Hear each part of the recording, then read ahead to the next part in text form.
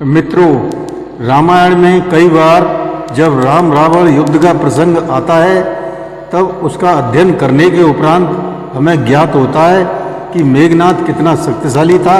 अब प्रश्न यह उठता है कि क्या मेघनाद रावण व कुंभकर्ण से भी ज़्यादा शक्तिशाली था।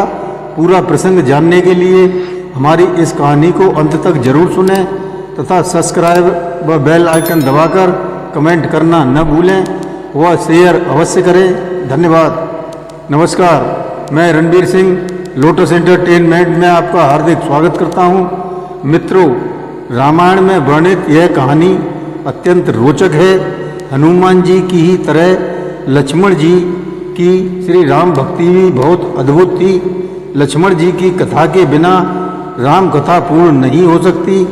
एक बार ऋषि अगस्त्य अयोध्या आए तो लंका का प्रसंग छिड़ गया, जहाँ भगवान श्री राम ने बताया कि उन्होंने कैसे रावण और कुंभकर्ण जैसे प्रचंड वीरों का वध किया था और लक्ष्मण ने भी इंद्रजीत और अतकाय जैसे असुरों को मारा था। अगस्त्य मुनि बोले, श्री राम बेशक रावण और कुंभकर्ण प्रचंड वीर थे, लेकिन सबसे बड़ा वीर तो मेघनाद ही था।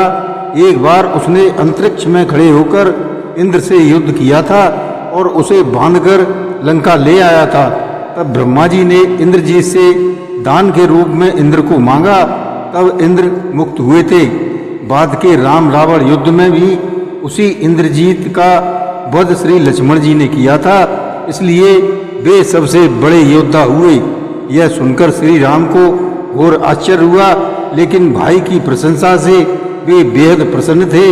फिर भी उनके मन में जिज्ञासा उत्पन्न हुई कि आखिर अगस्त्य मुनि ऐसा क्यों कह रहे हैं कि इंद्रजीत का वध रावण से भी ज्यादा मुश्किल था।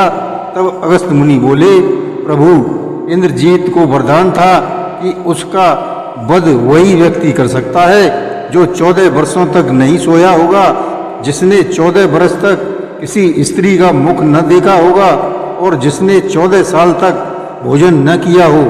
तब प्रभु श्री राम बोले, परंतु मैं वनवास में 14 वर्षों तक नियमित रूप से लक्ष्मण के हिस्से के फल फूल देता रहा था। मैं सीता के साथ एक कुटी में रहता था, मेरी बगल की कुटी में लक्ष्मण जी रहते थे।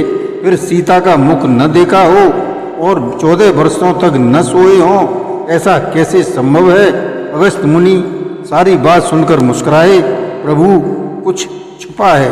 दरअसल सभी लोग श्री राम के गुणगान करते थे, लेकिन प्रभु चाहते थे कि लक्ष्मण के तप और वीरता की चर्चा भी अयोध्या के घर घर में हो। अगस्त्य मुनि ने कहा, क्यों न लक्ष्मण जी से ही पूछा जाए। लक्ष्मण जी आए तो श्री राम ने कहा, लक्ष्मण, आपसे जो पूछा जाए उसे सच सच कहिएगा।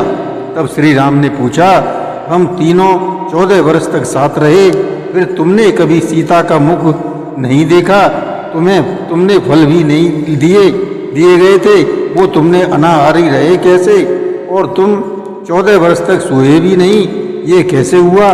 तब लक्ष्मण जी ने बताया, भैया, जब हम भाभी को तलाशते हुए ऋष्यमुख पर्वत पर गए तब सुग्रीव ने हमें आभूषण दिखाकर पहचानने को कहा।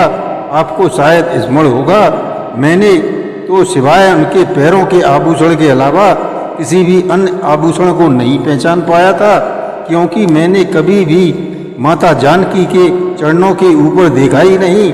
अब 14 वर्ष नहीं सोने के बारे में सुनिए।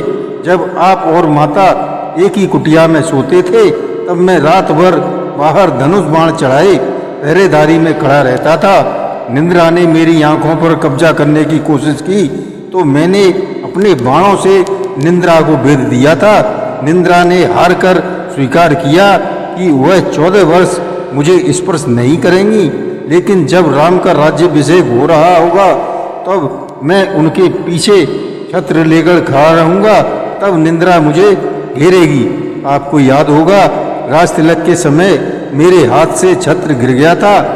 अब मैं 14 वर्ष तक अनाहारी कैसे रहा। मैं जो फल फूल लाता था, आप उसके 3 भाग करते थे।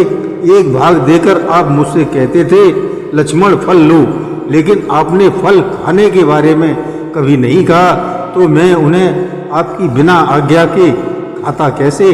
मैंने उन्हें संभाल कर रख दिया। सभी फल उस कुटिया में अभी भी रखे होंगे। प्रभु के आदेश पर लक्ष्मण जी चित्रकूट की कुटिया में से वे सारे फलों की टोकरी लेकर आए और दरबार में सबके समक्ष रखवा दिए। फलों की गिनती हुई, जिसमें से 7 दिन के हिस्से के फल नहीं थे। प्रभु ने कहा, इसका अर्थ है कि लक्ष्मण, तुमने 7 दिन तो आहार लिया था। तब लक्ष्मण जी फल कम होने का कारण बताया, क्योंकि उन 7 दिनों में फल आए ही नहीं थे। पहले दिन हमें पिताजी के स्वर्गवासी होने की सूचना मिली, हम सभी निराहारी रहे। दूसरे दिन रावण ने माता सीता का हरण किया, तो उस दिन फल लाने का सवाल ही नहीं था, हम निराहारी रहे। तीसरे दिन आप समुद्र की साधना कर उससे लंका जाने का रास्ता मांग रहे थे, उस दिन भी हम निराहारी रहे। चौथे दिन आप इंद्रजीत के नागपास में बंधकर दिन भर अचेत रहे, उस दिन भी हमने कुछ नहीं खाया था। 5वें दिन इंद्रजीत ने माया की सीता को काटा था, तब हम शोक में रहे, इसलिए निराहार थे। 6वें दिन रावण ने मुझे शक्ति मारी, तब भी निराहार थे।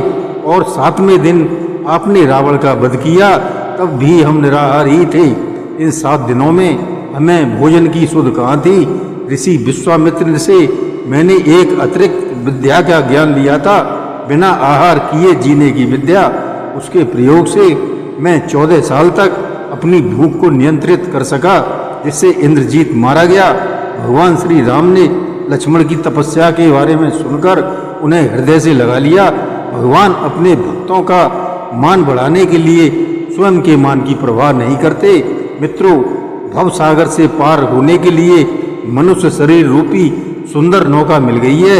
सतर्कता से चलते रहो, कहीं ऐसा न हो कि वासना की भंवर में पड़कर नौका डूब न जाए।